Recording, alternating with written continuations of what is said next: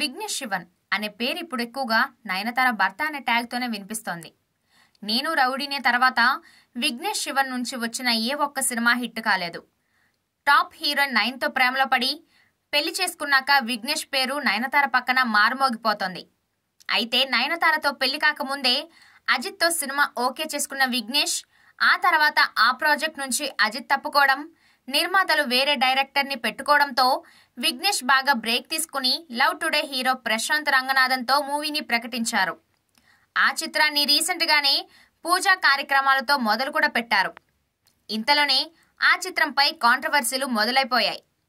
ఎల్ఐసిని ప్రకటించగానే Kollywood director Kumaran ఇది తన title అని, తాను 8 ఏళ్ల క్రితమే రిజిస్టర్ చేయించుకున్నానని, ఈ టైటిల్పై సర్వహక్కులు తనకే ఉన్నాయంటూ, లేదంటే చట్టపరమైన చర్యలు తీసుకుంటామంటూ హెచ్చరించాడు. ఆ గొడవ అలా కొనసాగుతుండగానే ఇప్పుడు విఘ్నేష్ని మరో సమస్య చుట్టుముట్టింది. ప్రముఖ ఇన్సూరెన్స్ సంస్థ ఎల్ఐసి వారు ఈ టైటిల్ మా సంస్థ పేరుని చెడగొట్టేదిలా ఉందంటూ విఘ్నేష్ శివన్కి నోటీసులు ఇవ్వడం హాట్ టాపిక్గా అయింది. తమ సంస్థకి ప్రజల్లో మంచి పేరుంది.